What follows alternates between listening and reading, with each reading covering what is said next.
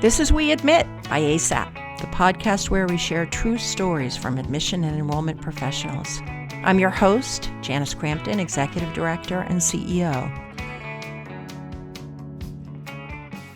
Joining me this week on We Admit is Chuck English, the driving force behind English Marketing Works, a frequent contributor to ASAP's annual institutes and enrollment marketing summits. Chuck has been with independent schools for several decades and continues to work with them on enrollment and strategic goal planning and branding and marketing. It's an interesting conversation as we look at the differences between marketing and communication and the art and challenges of conversation. Well, welcome everyone to this week's episode of We Admit. I'm joined today by someone that I have known for over 10 years. I might even say over 15 years. And in fact, I discovered Chuck or stumbled upon Chuck while I was Googling and reading and immersing myself into all things parent retention. And so, in the spirit of our conversation today, we're going to talk about a wide variety of different things.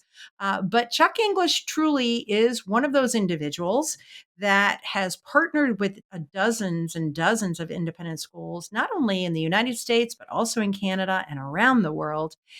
And his work, which again, I think you'll hear more about as we spend our time together today, has allowed schools and professionals to truly achieve their enrollment and other strategic goals, primarily through that lens of brand and marketing and messaging. And so, again, welcome, Chuck English, to We Admit. Thank you so much. It's great to be here. Yeah. And again, can you remember when we first met? Because I feel as though I could harken back to that day when it was like that thing called the internet, right? I mean, it was a while ago. It was, I will bet you it was closer to 10 years ago. And I had just really just started blogging about things related to independent schools. And I remember that I got a call from you. Um, and if I remember correctly, that actually the first time we tried to connect was the year before that we actually did. And I can't remember what happened. And then I got a call from you, and you said, how would you like to give a cornerstone presentation at our annual institute? And I knew what two or three of those words meant, but I had no idea what that really meant. And I I said sure before I could think about it, and that was it. And I remember saying to you um, at some point, maybe even after the institute that summer, saying, "What made you do that? You had never seen me, heard me. You'd written you'd read rather what I'd written, but what and you just said, I just knew. I just knew I'd be okay. My board said, 'What are you doing?' And Right. you said, 'Don't worry, it'll be okay. It'll be okay.'" Well, and it has been a bit like that, right? Because I think, and you know this in your work, and I think, again, knock on wood, there are things about the work that we do where you just know. And I had read some of your blogs and some of your articles, and we had the chance to talk. And I was less concerned about your PowerPoint ability, and more fixated on the message that you were sharing and the content that was in that message. And so, again, it was the start of a wonderful friendship and a beautiful relationship. And again, I can't say it enough. There have been a number of times where I will underline, highlight, circle, star words and phrases that you use because, again, it is quite powerful. How the heck did you get started in this sort of world of school branding and marketing? About it's almost 20 years ago. I was doing marketing work mainly in the not-for-profit world, the fundraising world. And I had a very good friend who sat on the board of a large as a Jewish day school here in Toronto. And he called me one day and he said, the school's looking for a director of marketing and communications.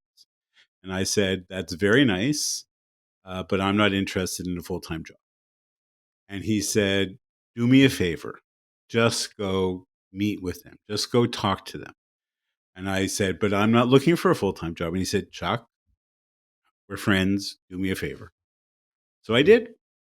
And what ended up was that we worked out this consulting arrangement where I directed their marketing communications activity based on X number of days. I can't even remember X number of hours a month. And that worked out okay. And it had to be kind of tweaked as time went on. But as I was doing this more and more, I started looking online. Online wasn't quite then what it is today, but I started looking online for just ideas. I mean, how do you market schools? And I discovered that there was this whole world of independent school marketing out there, and started reading people and following people. And at some point, I thought, well, maybe I have something to add to this world of thought, and kind of dipped my toe into blogging a little bit. I had been blogging about things related to not for profit marketing and fundraising, but I started a little bit more blogging about independent school marketing. Started posting that stuff on LinkedIn and various places, which is where I think you saw it. Yes, that's right. And that's really how it got started, was just by thinking that there's got to be something more out there. There's got to be people out there doing this, and I was right. So How do you keep things fresh in this work that you do? Because obviously there's kind of the foundational work that has to be done, but in a world where you can Google any school or you could put in words and phrases, how do you keep your work fresh and individualized? Because obviously every school is different and every place is different.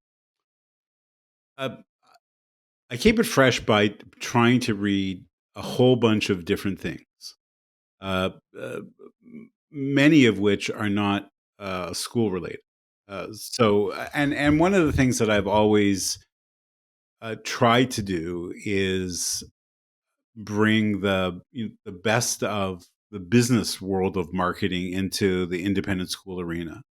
And so I read lots and lots of stuff about business marketing, marketing in other industries, and in other businesses, and about marketing in general, and about things totally unrelated to any of that. Uh, I'll listen to podcasts that have absolutely nothing to do with schools or marketing, for that matter, and often draw inspiration for those. Like I'll hear something and say, "Oh, that's so interesting." How can, and then my next thought is, how can I apply that to what I do? But so I'll give you an example. One of the podcasts I listen to is Adam Grant's podcast. It's called Rethinking. I don't know. Yes, yes. And sometimes when I'm on the treadmill or doing whatever I'm doing, it's great to listen to. And I kind of in and out, because to be honest, sometimes he gets a little, geeky in terms of his psychological data kind of stuff. But he was interviewing these two women who had done these studies on art, and I guess art and psychology. And they were talking about art and the brain, and how art stimulates the brain and all these things, and different. And then they started talking about, like, what are different forms of art. That art isn't just always pictures on the wall or things like that. There are things that are art. And at one point they said something like, they oh right, they were talking about podcasting as an art form. And one of the three of them, I can't remember who said, I never thought about that, but conversation really is an art form. you listen to conversation, you can, you can see it as a form of art. And I remember, and I thought, and I said, "Oh, isn't that interesting? I need to write that down somewhere and come back to that somehow, because there's a really super interesting thought, and that can be applied in I think in the world of marketing, in the world of schools. Conversation is art. It means that the conversations that we have with people are really, forms of art. And how do we, what does that mean in terms of how we think about them, and can we design them, and can we think about them, and and in the same way that you do art, and how much of it is inspiration and how much of it is perspiration, and all those kinds of things. Anyway, the point is that I draw inspiration from all kinds of places. It's interesting that you talk about these podcasts as the inspiration and perspiration for some of your thinking and this concept of conversation as art. I'll tell you, I was listening to a podcast yesterday, really enjoying it, and then found myself needing to, in fact, start dinner. And I said, okay, so let me now turn to the podcast, but it had the ability to be viewed on YouTube, right? So I could see the person or the people that were talking. It was such a different experience. It's almost as though by watching the people talking, I wasn't hearing what they were saying as much as there was high impact when I just had that purity of just listening to them. So the conversation is art, and kind of the interesting takeaway or the carryover to the work that we do in schools is how often do we really allow ourselves to just listen to what our parents or community are saying? And then also, how much do you draw from then the visual of what they're doing? What a really uh, lovely concept, because if you think about it, the challenge is often to not be to not be drawn, to not be have your ideas about somebody skewed by the way they look, but rather, but by what they say. And how many times do we make an assumption about somebody based on the way, just on the way that they look, uh, and does that ever prevent us from listening to what they have to say? And so I think your that kind of revelation about seeing people as opposed to hearing people has great application. It's a lovely thought.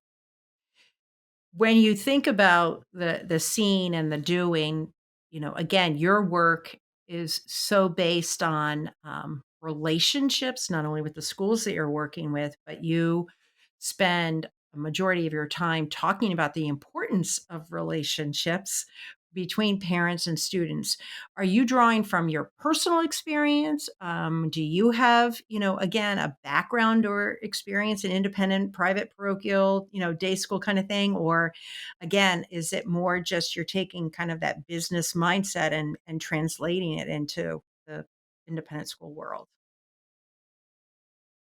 Well, I have four daughters. All four of my daughters went to independent schools, so I can certainly draw from that experience, and of having been a parent, and what that's like. So that is for sure. I I think that that early experience that I talked about, working as this consulting director of marketing and communications, to me was actually uh, really really built some good experience, because when you work inside a school, it's very different than being the consultant. And I worked with consultants at the time doing that. And I guess what happens is that you develop a real respect for the people who are inside, doing what needs to be done, and also I think a much more realistic kind of view of what's possible and what's not possible, and what happens and what doesn't happen, and you can come up with the greatest plan in the world, but sometimes if everything else doesn't fall into place, it's just going to sit on a shelf. And I think that I draw a lot from having been inside a school. I did it more or less for about 10 years, and you learn a lot from seeing, and just from seeing the way people interact with people, the way. And I work closely at that school with the head of school, and seeing the way he interacted with other members of the leadership team and other. I mean, you just it. So that's a personal experience I draw from a lot. Mhm, mhm. I think also too the personal experience that you bring forward is powerful, but I also think, as an observer of you and your work, and I've also seen you in action with, various, practitioners in various settings. I will compliment you as well as then lead into the next question, and that is, you have a wonderful style and affect that is very comforting and calm, approachable, accessible. Are you like this all the gosh darn time? I mean, you seem very steady, and do you just remain calm all the gosh darn time? Is this who you are? Is this your mantra? Do you meditate? What the heck? No, no. If my wife or kids were here, they would laugh at the question, I'm sure. Yeah. And I other people have said something similar. I mean, I don't know whether it's that once I'm working, I love what I do, but working, or I'm in those kind of environments, that I'm able to do that. And even when, as an example, I did a cornerstone presentation without ever having done one of those before in front of 2 or 300 people. Somehow or other, I don't think anybody sort of got the impression that my heart was jumping out of my chest. But I don't know. I mean, I've been able to do that, but personally, I would say that I'm much more excitable personally than I am professionally. What do you do in your free time? I'm doing what I know I shouldn't do, and that is I'm thinking marketing, communications, writing, branding. Are you someone who would ever author a book beyond the sort of the top 10 retention tips? I mean, do you see yourself as that wordsmith, author, creative juices flowing? Well, I mean, the truth is, I have written a book. Oh, well, this is an awkward moment. This, but had nothing to do with We have a independent. deep research team here at ASAP, Chuck. It's literally no stone is unturned. Of Uh-oh. course. Uh-oh. I co-authored a book called Okay. "The Philanthropic Mind," and I actually, and it's interesting because I started it with my co-author at a point where I was doing more work in the not-for-profit world, in the fundraising world, and which is where the idea came from. And even though, as it turns out, each of us had our career focus shift, we decided that we wanted to finish the book. So it was based on interviews with 50 of Canada's top philanthropists. And we talked to them about everything, from their motivations to their pet peeves to their what their dreams and expectations are from the next generation, and managed to publish this book.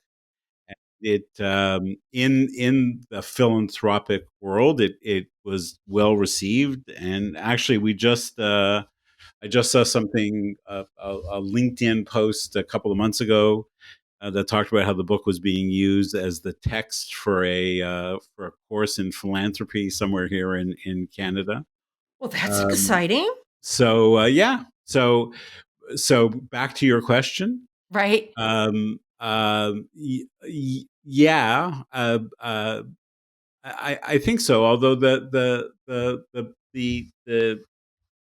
biggest problem that I have when it comes to writing is that I always want to try and write something that is a new idea, something different. And even though, consultants that I've worked with, business coaches that I've worked with have said, no, no, no, no, you just need to write about those topics related to the services that you provide. Just bread and butter, Chuck. Just bread and butter, right? And whenever I sit down to write, I find it much harder to do that than think about, oh, this is a neat idea. So I have this whole file of a bunch of neat ideas. And the problem with them is that they take work and they take time, and so it's not so easy to turn out stuff. So I'm just finishing one now that I'm really happy with, because it's this interesting kind of concept that I hope people will find interesting and be useful. So I would love one day, I think, to write a book about some aspect of independent school market. Well, and again, that fiction, nonfiction, when I talked about, and I'm not trying to cover up for the fact that I didn't know that you had co-authored a book on philanthropy, but, again, you have, a high level of creativity and sensitivity and insight, and so, not that I'm asking if you're gonna write the next Danielle Steele, but it was just there's sort of creativity that's part of your work that, I was curious about. Ah, the winter months. They can be cold and harsh, but at ASAP, we seek to warm things up and keep you energized. And that's the reason why we're offering an enrollment marketing summit in February. Weekly programs and sessions where you and your colleagues in the marketing and communications department can partner together, look towards the future, think about strategies, both short term and long term. That's the Enrollment Marketing Summit, and we hope you join us. It's interesting you're talking about the philanthropy aspect. I just, this past week, returned from Austin, Texas, where I presented with or at the Case NACE Oh, meeting. interesting. And, no, this is not about me, but it's more about this relationship between philanthropy and enrollment. And that concept around institutional advancement, which again is a title for some, but really is a mindset for schools. And the thing that one individual in the audience said that is not a surprise to me, and we certainly know this to be true because that's why Case and ASAP got together, is that those in the marketing communication department in Arena, as this person said, it can either be the catalyst between the two offices or the therapist between the two offices. And I just would be curious to hear from you. Are you finding that more and more schools are seeing that they are stronger together with these two offices, or do you still see schools keeping them very, very separate?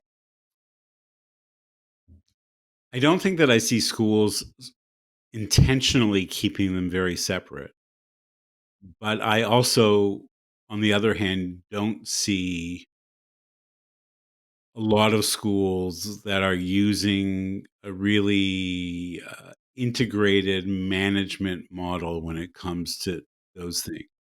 And I'm still seeing schools where marketing people are trying to serve two masters, which is really, really, really difficult, and where the fundraising people and the enrollment people aren't on the same page, and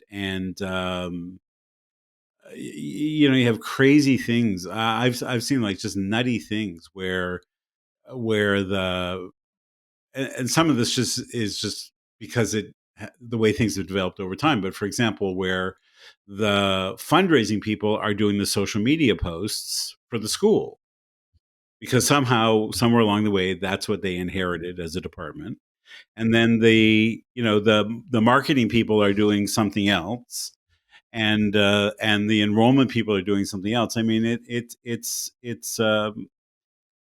not, it's really not so easy. I don't I And then there's, I what I was going to say is, I don't see many schools that are obviously using the advancement model that well.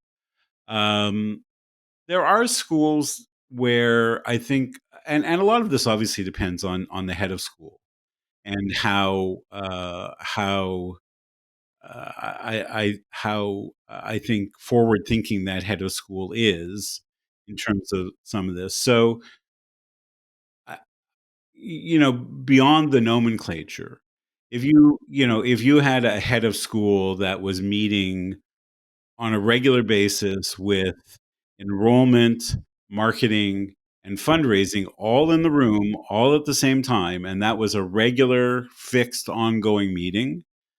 So that is essentially the advancement model, right? Now, you don't need to call it the advancement model. I mean, I don't think that makes much difference.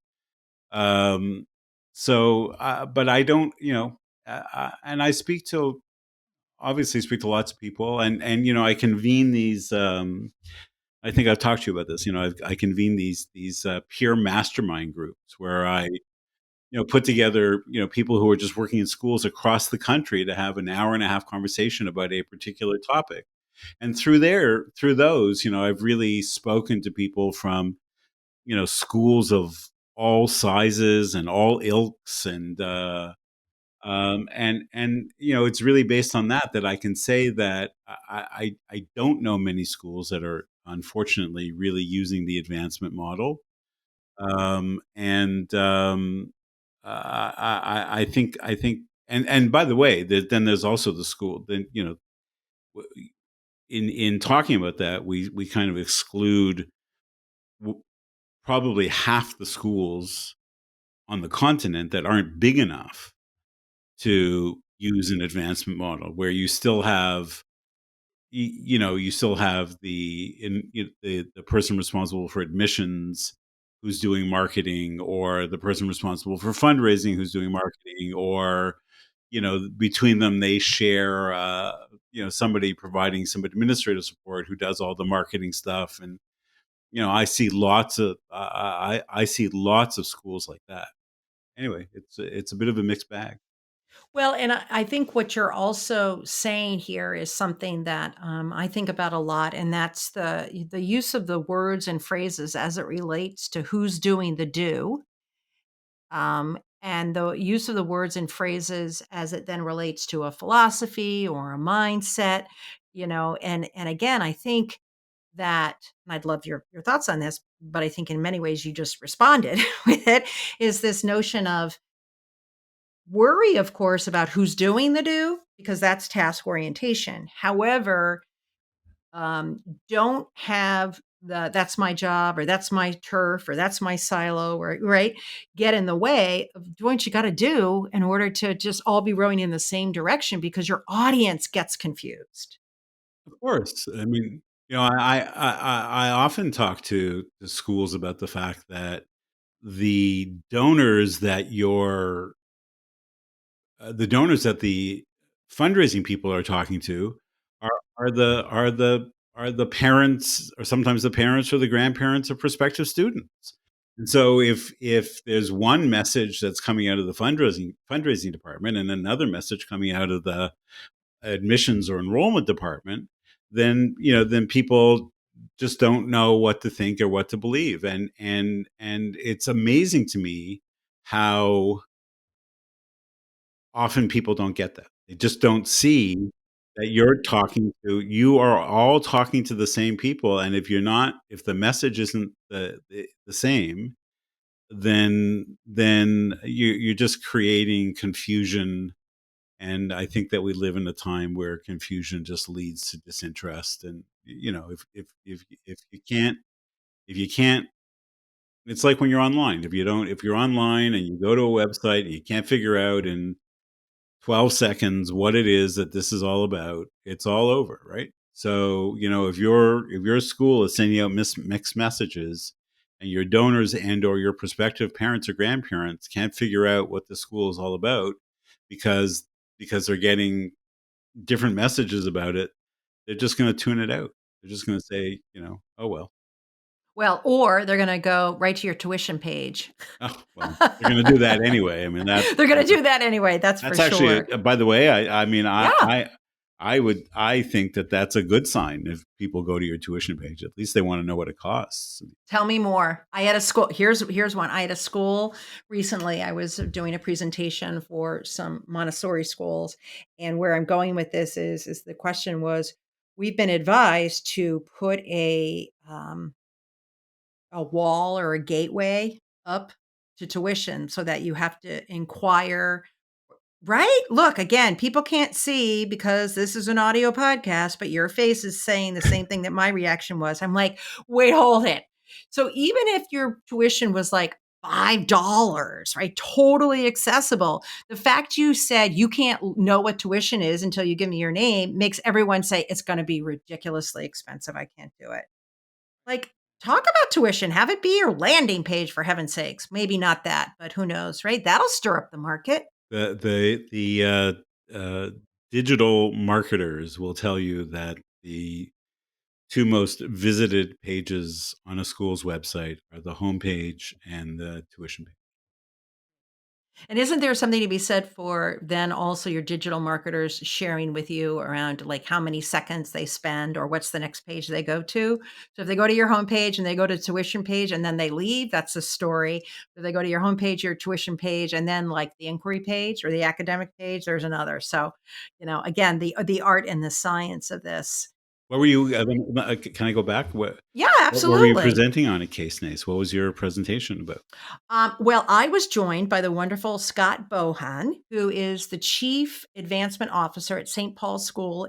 And he and I talked about enrollment and philanthropy and opportunities for greater collaboration and partnership towards an institution's overall goal. Now, mind you, that was not the title of it, but that was the sentiment behind Oh, it. that's great. That's And amazing.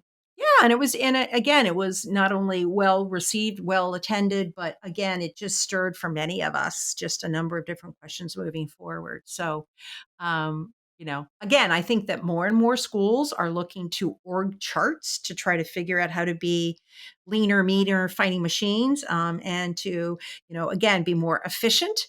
And yet, oh gosh, going back to your conversation as an art, if you stifle or you're not listening to all these conversations and listening to all these whispers, you can be the most efficient machine and you're just not, you're not going to Yeah, be as yeah, successful. for So, sure.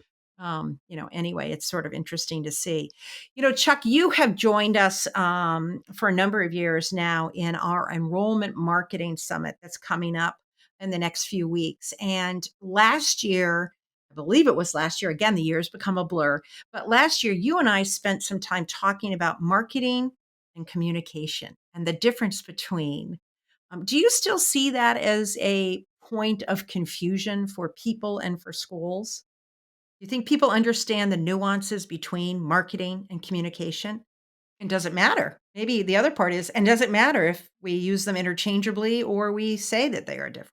Well, I think it does matter because Yeah. I think that communication is more about messaging and what we say, what we have to say, and marketing is more about finding the ways in which to say that, or finding that the places the places in which to say that.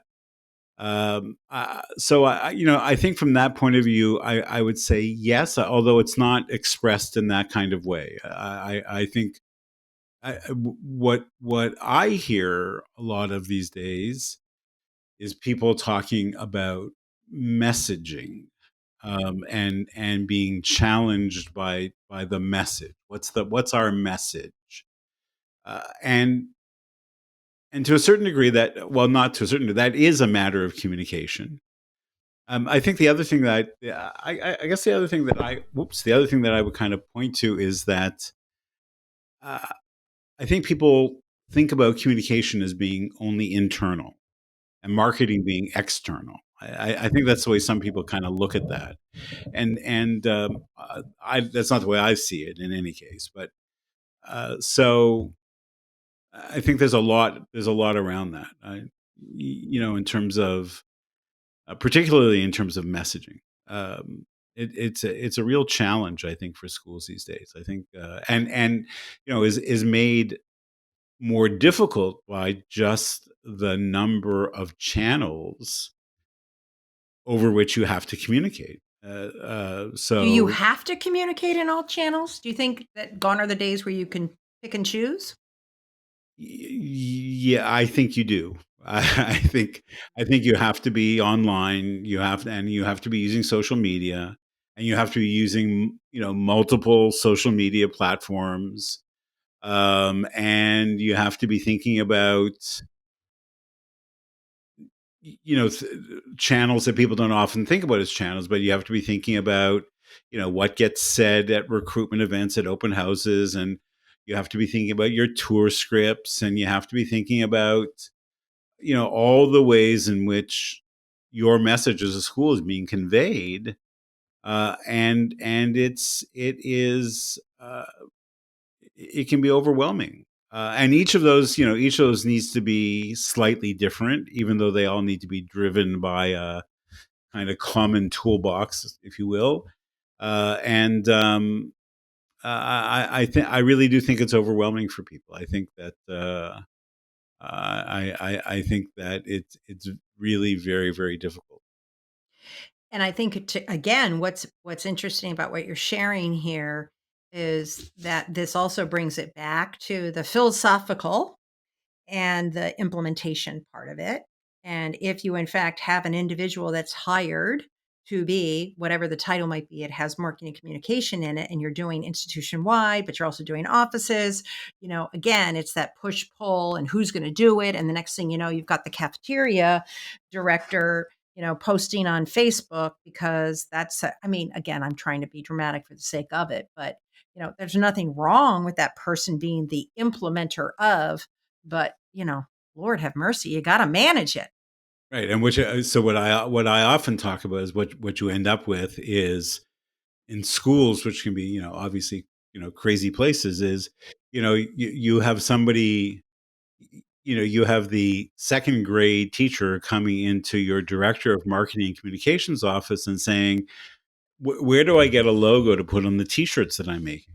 That's right. And that's and it happens, and every time I say that, the marketing communications person just nods their head and says, "Yep, been there." I think that happens a ton. And then the other thing, like what you described, happens as well. I mean, I was just doing some work with a school, that small school, not that well resourced, where every department said, "Well, why can't we have our own Instagram account?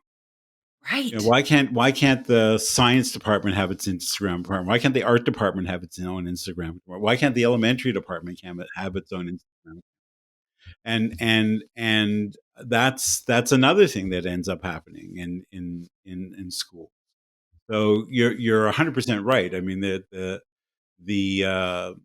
not just philosophy, but the theory of That's right. The things theory, thank you, should yeah. be organized. Mhm. Um, it often falls apart, or doesn't quite make it through the implementation stage. Mhm. I think that's why I was asking the question around, there's so many channels and there's so many things, is it best to be all over the place but really not well? Or is it best to just focus on, 1, 2, 3 and do it well? And maybe your answer is, I'm answering before you answer, but let me guess. Maybe it is you have to do them all and you have to do it well. So drop the mic and right? Yeah, but that's not real. I mean, that's not Right? realistic. If push comes to shove, do one thing and do it well. Do two things and do them really, really well. Uh, not only, I would say, for two reasons, by the way. Not only because it makes sense in terms of time and resources, which is a big reason, but the other reason is that if you start by doing one thing, one channel really, really well. It's really strategic. You're putting a lot of thought into it. Then when you do have the time to add to that, you'll have a really strong basis upon which to do that. And so I think it makes sense from that point of view. Chuck English, love spending time with you. Love, love, love. And, again, whether it is at a cornerstone, now you know what a cornerstone No, is, no. right? Now you know what an institute is after all these years. But anyway, we're looking forward to having you as one of our key faculty members at our upcoming Enrollment Marketing Summit. And for those of you who are interested in learning more about that Enrollment Marketing Summit and to attend and participate, we encourage you to go to asap.org and get yourself registered because, again, Chuck is in and amongst several individuals who do this work on the daily. But I got to tell you, you're a special one. You're a special one. So thank you so much, Chuck, for your time today. Thank you, Janice. It's always a pleasure to speak with you. Truly. We hope you enjoyed this episode of We Admit. To learn more about the Association of Independent School Admission Professionals and how you can take advantage of membership benefits, visit asap.org. That's AISAP.org.